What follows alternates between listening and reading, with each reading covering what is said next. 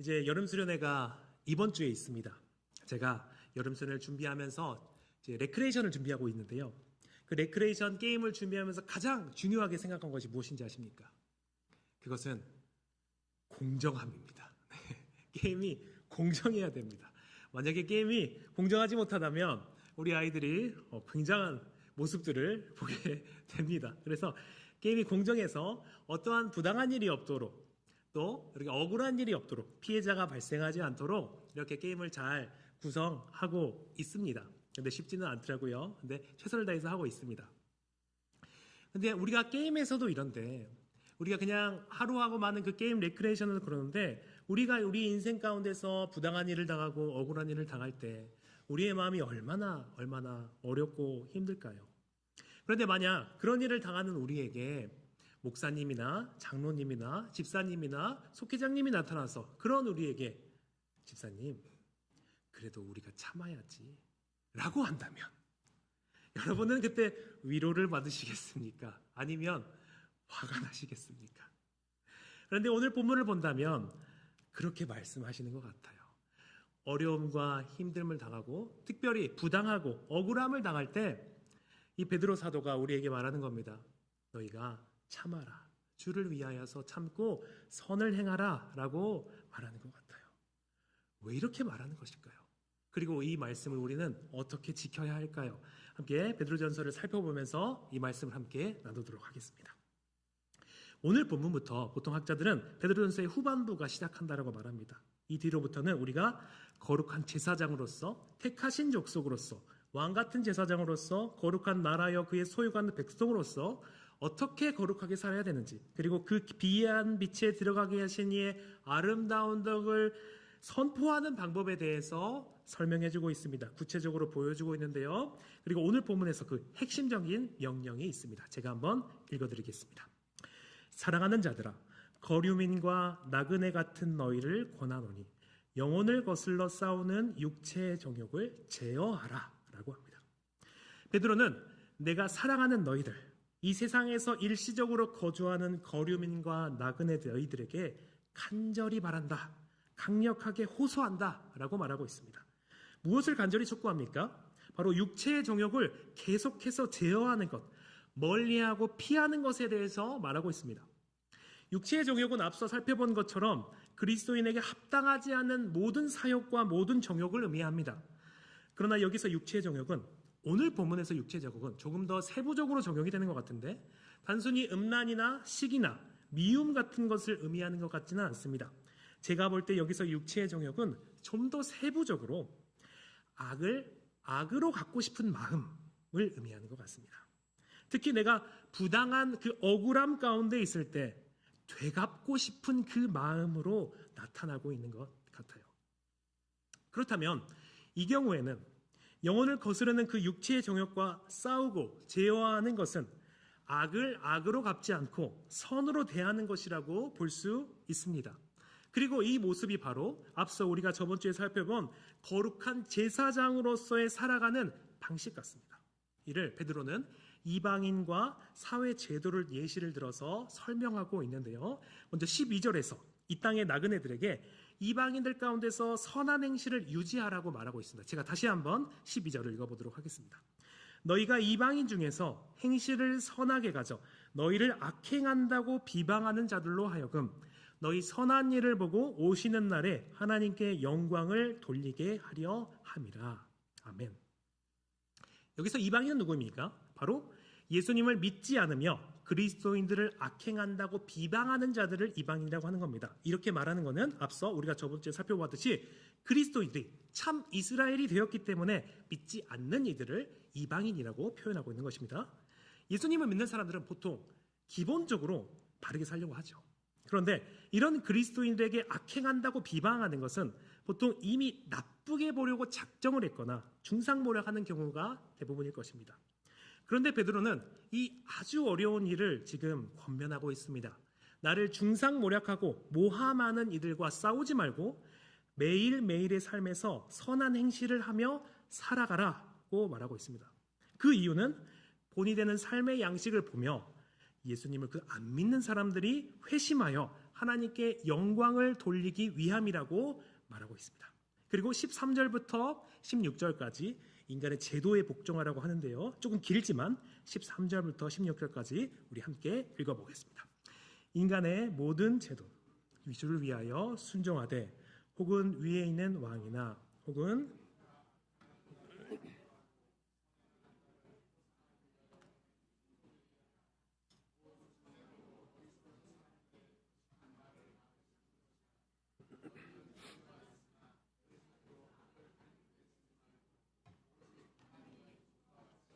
아멘. 여기서 베드로는 개인이 아니라 제도와 권위에 순종하라고 말합니다. 당시 로마 황제가 누구였습니까? 그 악명 높은 네로였습니다. 도덕적으로 전혀 올바르지 않는 그런 불신자 앞에서도 국가의 질서를 인정하라는 요구입니다. 물론 우리가 잘 알고 있듯이 모든 명령에 그냥 눈 감고 따르라는 것이 아니고 하나님의 법을 어기게 하는 것들이 있다면, 그것이 있다면 지키지 않아도 될 것이죠. 하지만 세상 법과 질서를 그것이 아니라면 기꺼이 지키라고 지금 말하고 있습니다. 사도 바울 또한 그렇게 전하고 있죠. 당시 그리스도인들은 오해와 부당한 처우 속에서 살았습니다. 그런데 베드로는 맞서 싸우는 대신 오히려 선한 행실로 그들의 입을 막으라라고 하고 있습니다. 여기서 막는다는 것은 마치 맹수에게 입마개를 씌우는 것처럼 그 억울한 비방의 소리를 완전히 꽉 막아버리라는 강력한 표현입니다. 그렇다면 맹수의 입을 틀어박을 만큼 강력한 선행이란 구체적으로 무엇일까요? 당시 로마 제국에는 부유한 시민이 그 도시의 그 공공시설을 짓거나 빈민을 구제하면 총독이 공식적으로 그 포상하는 제도가 있었습니다. 그것이 바로 14절에 선행한 자를 포상한다는 그 말씀이 바로 여기에 해당하는 배경이죠. 그렇다면 베드로의 권면은 이것을 종합하자면 분명합니다. 우리가 비록 이 땅의 나그네이지만 잠깐 이 땅에서 사는 것 같지만 그럼에도 불구하고 배척받는다고 핍박받는다고 세상을 등지거나 고립되지 말라고 하고 있는 겁니다. 오히려 내가 속한 도시와 이웃의 유익을 위해서 적극적으로 선행으로 기여하는 시민이 되라고 지금 말하고 있는 것입니다. 그리고 그 세상을 향한 선대가 우리를 비방하는 자들의 입을 막고 우리가 그 구별된 하나님의 백성임을 증명하는 가장 확실한 방법이 된다고 지금 말하고 있는 것입니다. 우리 조금만 더 봐볼게요. 조금만 더 보면 베드로는 이를 더욱더 확장해서 더욱더 충격적인, 당시로서는 굉장히 충격적인 이야기를 하는데 우리 17절을 함께 읽어보겠습니다. 뭇 사람을 공경하며 형제를 사랑하며 하나님을 두려워하며 왕을 존대하라. 우리말 성경은 번역을 매끄럽게 하기 위해서 뭇 사람을 공경하라는 것과 왕을 존대하라로 단어를 나누어서 지금 표현하고 있습니다. 그런데 헬라어로 보면 두 단어가 같은 단어입니다. 이게 무슨 뜻일까요? 당시에 철저한 신부제이자 황제를 신으로서 숭배하던 그 시대에 참으로 파격적인 선포를 하는 것입니다. 세상에서 그 무시받은 그 가장 낮은 자들, 나에게 그 아무런 이익이 되지 않는 그 사람들, 심지어 나를 억울하게 비방하는 그 원수들까지도 왕을 대하듯이 존귀하게 대하라고 지금 말하는 것입니다. 오늘날로 치자면 길거리의 노숙자를 내 직장의 최고 상사로 대하듯이 존중하라고 말하는 것이죠. 반대로 권력은 질 왕이라고 할지라도 맹목적으로 굽신거리지 말라고 하는 것입니다. 그 역시 신이 아니라 한낱 피조물이니까 그 하나님이 세우신 질서 속에서 순종하되 그저 평범한 사람을 대하듯이 대하라고 하고 있는 것입니다. 그렇다면 어떤 것들 이런 파격이 가능합니까? 바로 유일하게 두려워할 분이 바로 오직 하나님 한 분뿐이기 때문에 그렇습니다. 우리는 최종 재판장이신 그 하나님 한 분만을 두려워하기에 세상의 계급이나 세상의 사회적 위치나 사람들의 그 얄팍한 평가에 휘둘리지 않을 수 있는 것입니다. 우리는 하나님만 두려워하기에 신과 같던 그 황제를 한 명의 사람으로 대할 수 있고 또한 가장 낮은 자를 왕처럼 높여서 대할 수 있는 것입니다. 또 심지어 나를 비방하는 자까지 넉넉히 품을 수 있습니다. 왜 그렇습니까? 세상의 판결이 중요한 게 아닌 것을 알기 때문에 그렇습니다. 모든 것을 주관하시고 뜻대로 다스리시는 그 하나님이 판단하시고 그 영원한 판결이 진정한 판결이기 때문에 우리는 그 부당한 상황 속에서도 그것을 소망으로 바라며 우리는 기꺼이 선을 행할 수 있다라고 말하고 있는 것입니다. 여기는 성경 전체에서 말하는 주요 변증 전략이 있습니다. 로마 사회는 기독교인들을 향해서 사회를 붕괴시키는 위험 세력, 불법 단체 혹은 정치적 음모 집단이라는 인식을 명시적이진 않지만 암묵적으로 사회에서 가지고 있었습니다. 그런데 베드로는 이 누명을 말이 아니라 해명하는 것이 아니라 삶으로 무력화하라고 말하는 것입니다. 설령 악의를 품은 자들이 그리스도인들을 고발하더라도 총독이 조사해 봤을 때 이 사람들만큼 법을 잘 지키고 사회에 선한 영향력을 주는 사람들이 없구나라는 결론이 나게 만들어서 그 고발자들의 입을 부끄럽게 만드는 변증 전략인 것입니다. 그리고 바로 이 모습이 우리가 이 세상에서 거룩한 제사장으로 살아가야 하는 모습입니다. 제사장으로서 우리는 우리를 비방하는 자들까지도 하나님께 인도하는 자들입니다. 어떻게 인도합니까? 바로 부당한 일을 당해도 선으로 답하며 결국 세상이 하나님을 보게 만드는 것이 바로 우리의 일입니다. 이 모습이야말로 세상과 완전히 구별된 거룩한 제사장의 모습인 것입니다. 우리는 이 땅에서 살아가지만 이 땅의 상식으로 살아가지 않고 하나님 나라의 법을 따라 살아가는 것, 이 모습 자체가 세상과 구별되어서 하나님의 아름다운 덕을 선포하는 삶이 되는 것입니다. 저는 오늘 본문을 묵상하면서 이렇게 정리가 되더라고요. 이를 거룩한 제사장의 품격이라고 부르고 싶습니다. 마치 서양의 귀족 같은 뼈대 있는 집안의 양반 같은 그런 품격 말이죠. 옛날에 양반은 비가 와도 뛰지 않았다고 하더라고요. 양반이라는 그 이름에 맞게 법도와 기계를 지키는 것을 소중하게 여겼기 때문인 것 같습니다. 또 스토아 철학의 영향을 받은 서양의 귀족 문화에도 누군가가 무례하게 굴어도 감정을 얼굴에 드러내지 않고 품위를 잃지 않는 것을 이상적인 귀족의 모습으로 보았던 것 같습니다. 자기를 절제할 줄 아는 것이 품격의 증거로 삼았던 것이죠. 저는 오늘 본문에서 베드로가 그리스도인들에게 요구하는 그런 모습이 이와 비슷하게 보였습니다. 나를 비방하는 자들에게 맞서 싸우지 않고 오히려 선함으로 대하는 것. 이것은 마치 귀족이 품위를 잃지 않는 그런 모습이 떠오르더라고요. 감정이, 상황이 이끄는 대로 즉각적으로 반응하지 않고 자기를 다스릴 줄 아는 것. 그런 의미에서 저는 일종의 영적인 품격이 떠올랐습니다. 그런데 겉모습은 비슷해 보여도 그 속을 들여다보면 세상의 그런 품격과 품위와 우리의 모습은 전혀 다른 이야기입니다. 그런 귀족들의 품격은 어디서 나옵니까? 이미 확보된 지위에서 나옵니다. 내가 저 사람보다 신분이 높으니 굳이 내가 맞대응해서 급을 낮출 필요가 없다라는 그런 가진 자의 여유입니다. 힘이 있기 때문에 참을 수가 있는 겁니다. 그런데 베드로가 편지를 쓰고 있는 이 세상들은 거류민과 나그네 같은 사람들입니다. 사회적으로 높은 지위도 있지 않고 뿌리도 없는 사람입니다. 세상의 기준으로 보면 굳이 참아줄 만한 여유를 부릴 수 있는 그런 처지를 가진 사람들이 아닙니다. 또 대체로 많은 경우 귀족들의 예법이 궁극적으로 지키는 것은 결국 자기 가문의 명예요, 체면입니다. 그런데 12절에서 그리스도인들이 선한 행실을 하는 이유는 하나님께 영광을 돌리게 하려 함입니다. 그 방향 자체가 다른 것이죠. 그리고 우리의 품격은 무엇에 근거합니까?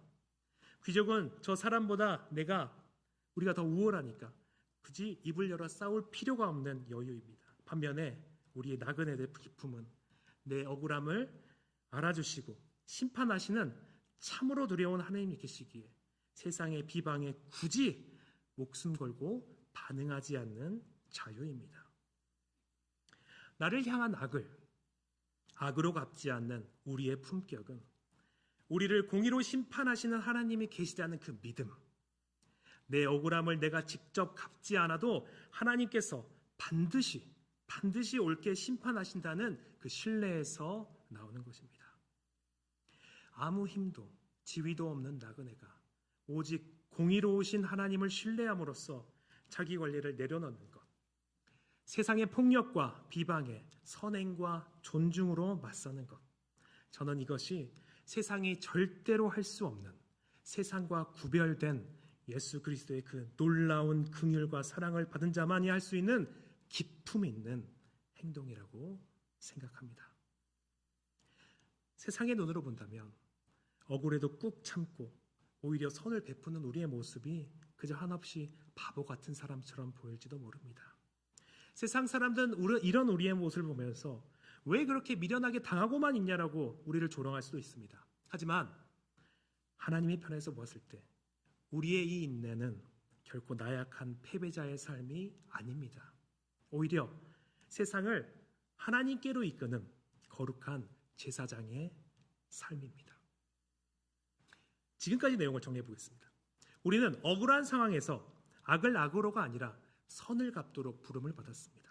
이것은 세상에서 바보처럼 여겨지고 이상하게 여겨지지만 이는 우리가 하나님만을 두려워하고 그분의 주권을 인정하게 할 수 있는 제사장만의 품위입니다. 그리고 우리는 이런 악을 악으로 갚지 않고 선행을 행함으로 억울하게 비방하는 이들의 입을 막고 또 하나님께 그들을 이끌어가는 존재들입니다. 우리는 세상이 감히 감당할 수 없는 하나님의 왕 같은 제사장들인 것입니다. 그런데 이 영광스러운 말씀이 우리의 실제 삶의 자리로 내려올 때 이 말씀을 우리가 적용할 때 심각한 오해와 왜곡을 갖기도 하는 것 같습니다. 우리가 본문의 맥락을 놓쳐버리면 오히려 이 말씀이 우리에게 굉장하게 위험하게 들릴 수도 있을 것 같습니다. 우리가 13절과 14절에 있는 제도에 관한 내용들은 우리가 비교적 잘 이해하고 있는 것 같습니다. 민주주의 사회에서 정당한 절차와 방법으로 기도하며 정치에 참여하고 또 세워진 위정자들에게 하나님이 세우심을 받은 이들임을 기억하면서 질서와 권리를 따르는 것은 우리에게 비교적 익숙한 일이죠. 그러나 부당하고 또 억울하게 피해를 당하는 피해자들이 그것을 그저 참고 견디며 도리어 선행을 행하며 하나님께 영광을 돌리라는 것은 현대사회에서는 굉장히 받아들이기 어려운 말입니다. 왜냐하면 우리가 현대사회에서 세상의 눈으로 또한 상식의 눈으로 바라볼 때 이 말씀은 위험하게 들릴 수 있기 때문에 그렇습니다. 억울해도 선행을 행하라는 말은 학교 폭력이나 데이트 폭력이나 직장 내 괴롭힘이나 직장 상사의 갑질이나 가정 내 학대와 같이 부당하게 고통을 겪는 사람들에게 그냥 참고 견뎌. 너만 참으면 모두 행복해. 심지어 하나님까지 행복해. 라고 이 말씀이 생각되게 됩니다. 상식의 관점에서 마치 피해자에게 그 침묵을 강요하는 2차 가해처럼 느껴지며 너무나도 힘든 상황에서도 괜찮은 척 가면을 쓰라고 요구하는 그런 폭력적인 요구로 느껴지기도 합니다. 또 이런 모습은 마치 악의 방조처럼 느껴지기도 합니다. 부당한 가해자들을 그냥 내버려 둔다면 그 사람들이 또 어떤 일들을 하겠습니까? 악을 행하는데 아무런 방해가 없으니 다시 또 악을 행할 것입니다. 그렇다면 또 다른 피해자가 만들어지게 되겠죠. 그러니까 이 상황을 마치 우리가 참고 견디며 선행을 하는 제사장의 품격이 때로는 그 올바르지 않는 그 부당한 상황 속에서 개입하지 않는 비겁함처럼 느껴지기도 한다는 것입니다. 그렇다면 우리는 어떻게 이 말씀을 적용해야 될까요? 성경은 정말로 부당한 고난을 당하는 이들에게 무조건 침묵하라고 가르칠까요? 그래서 사람들이 말하는 것처럼 성경은 피해자에게 2차 가해를 하며 악을 방조하게 할까요? 저는 그렇지 않다고 생각합니다. 성경은 피해자에게 침묵을 강요하거나 악을 방관하라고 하지 않습니다. 하지만 안타깝게도 우리가 이러한 본문들을 맥락 없이 너무 성급하게 적용할 때 우리의 본래 의도와 다르게 그 세상이 비판하는 그 폭력적인 결과들을 교회가 스스로 만들어내는 것 같기도 합니다. 그렇기 때문에 우리는 오늘 본문이 어떤 상황을 전제하면서 쓰여진 것인지, 성경이 긋고 있는 그 경계선이 무엇인지 살펴보고 아주 조심스럽게 이 말씀을 적용해야 됩니다. 13절과 14절을 보면 베드로는 위에 있는 왕, 총독을 언급하면서 이 총독이 악행하는 자들을 징벌하고 선행한 자들을 포상한다고 말합니다. 이게 무슨 말입니까? 베드로는 지금 정의를 시하는 제도가 이미 존재한다는 것을 전제하고 말하고 있는 것입니다. 오히려 정당한 통로로 도움을 구하는 것, 신고하는 것, 상담을 받는 것, 또 개입하는 것은 이것은 본문을 거스르는 것이 아니라 본문이 전제하는 그 질서 안에서 있는 행동이라는 것입니다. 그러니 혹시 지금 부당한 일을 겪고 계신 분이 계시다면, 그리고 이 말씀을 가지고 참고 있는 분이 계시다면 오늘 본문을 단순히 참으라는 말로 듣지 마시길 부탁드립니다. 하나님이 세우신 권위를 정당하게 이용하는 것은 전혀 다른 문제입니다. 그리고 16절에서 베드로는 나그네 된 우리에게 아주 중요한 말을 합니다. 너희는 자유가 있으나 그 자유로 악을 가리는 데 쓰지 말고 오직 하나님의 종과 같이 하라 라고 말합니다. 여기서 가리는 데라는 말은 문자적으로 덮개 혹은 위장막을 뜻합니다. 당시 어떤 그리스도인들이 복음 안에서 자유를 얻었다는 핑계로 세상의 권위와 질서를 무시하고 방종을 저지르면서 그것을 자유라는 위장막으로 덮으려 했던 것이죠. 이런 이들에게 베드로가 말하는 것입니다. 진짜 자유는 내 마음대로 행하는 자가 아니라 스스로의 권리를 내려놓는 하나님의 종처럼 사는 자라고 말이죠. 그런데 가만 생각해 보면 이 하나님의 종이라는 표현을 우리가 자주 거꾸로 적용하고 있다는 생각이 들었습니다. 성경이 말하는 종의 자세는 내가 고통을 당할 때 하나님의 공의를 신뢰하면서 사적인 복수의 칼을 내려놓는 나의 결단입니다. 내가 종이 되는 거죠. 그런데 우리는 이 말씀을 정반대로 씁니다. 내가 종이 되는 것이 아니라 고통당하는 이웃에게 당신이 하나님의 종이니 참으라고 타인에게 종의 멍에를 씌워버립니다. 물론 이 하나님의 말씀을 다른 이들에게 권면해야 될 필요성이 분명히 있습니다. 분명히 그런 때가 필요합니다. 그러나 우리가 이런 하나님의 말씀을 너무나도 맥락과 상황을 충분하게 고려하지 않은 채 그런 학교폭력이나 직장 내 괴롭힘으로 어려워하는 형제 자매에게 인내하라, 선으로 갚아라고 말하면서 그들의 입을 막을 때가 있다는 것입니다. 이것은 성경적인 말씀으로 적용하는 것이 아니고 성경적인 순종이라고 볼 수가 없습니다. 이는 피해자에게 침묵을 강요함으로써 결과적으로 가해자의 악을 가려주는 가해자의 위장막 역할을 대신 성경 말씀으로 해주고 있는 것입니다. 베드로는 우리에게 하나님의 종이 되라고 했지 악을 방관하고 가려주는 가해자의 종이 되라고 하지 않았습니다. 본문은 스스로의 권리를 내려놓는 하나님의 종이 되라고 했는데 오늘날 교회는 많은 경우에 피해자에게 참으라고 강요함으로써 악을 덮어주는 그 방조자, 가해자의 위장막이 되어버렸다는 식으로 그 종의 개념을 오용하고 있는 것이죠. 그러니 우리는 이 말씀을 적용하는 데 있어서 조심해야 합니다.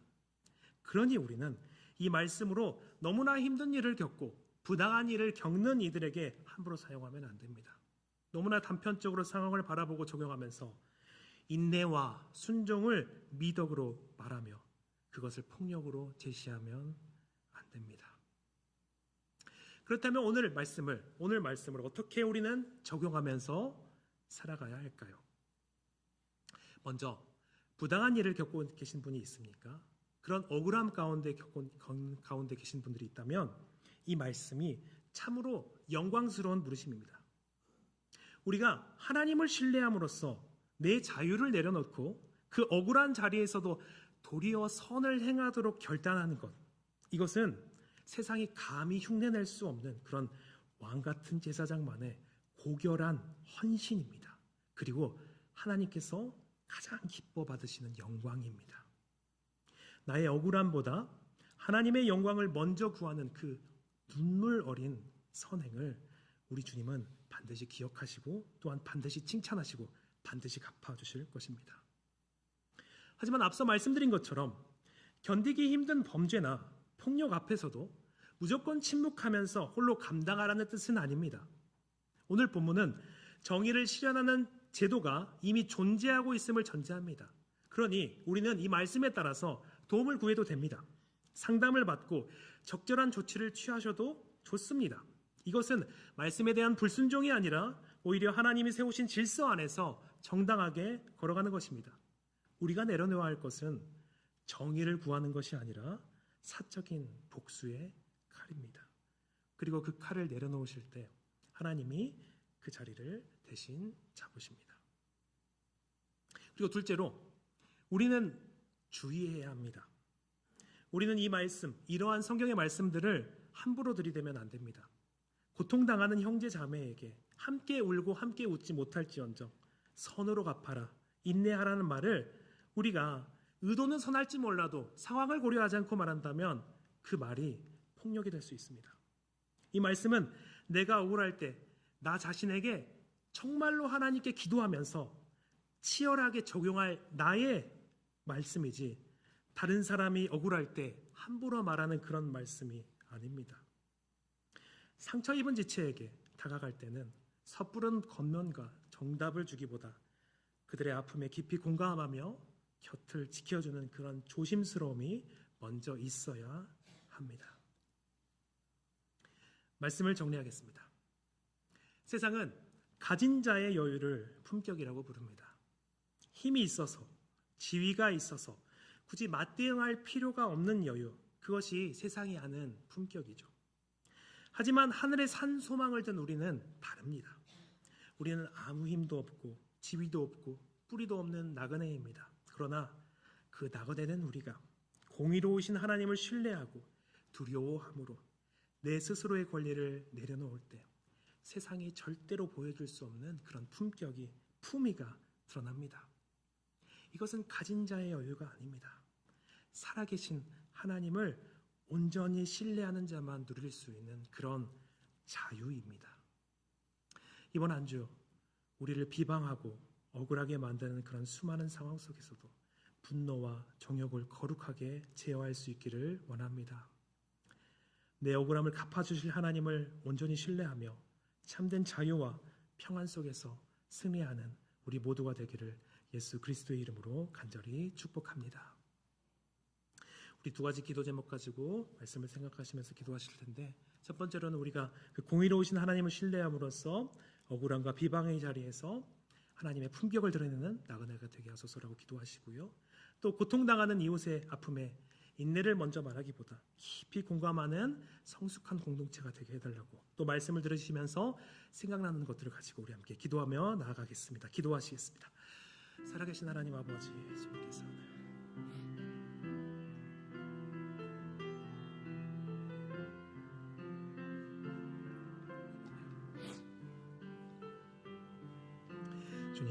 주님께서 우리를 구원하시고 거룩한 제사장으로서 정말로 놀라운 하나님의 사람으로서 새로운 존재로 만드셨음을 우리가 고백합니다.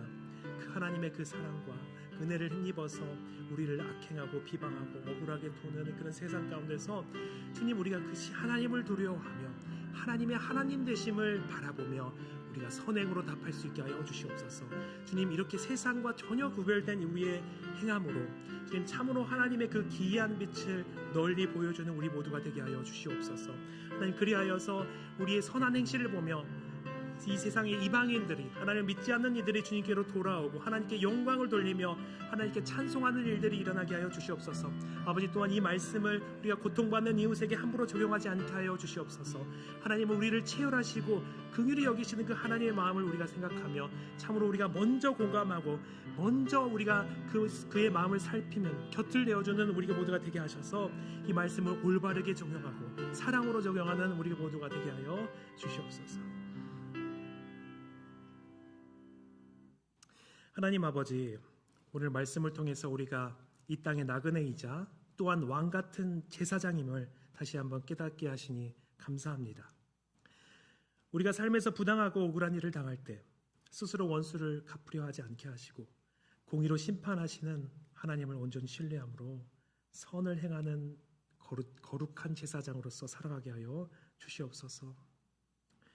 또한 우리 공동체가 고통당하는 이웃을 향해서 함부로 인내를 강요하는 오류를 범하지 않게 하시고 그들의 아픔에 깊이 공감하며 곁을 지켜주는 성숙한 공동체가 되게 하여 주옵소서.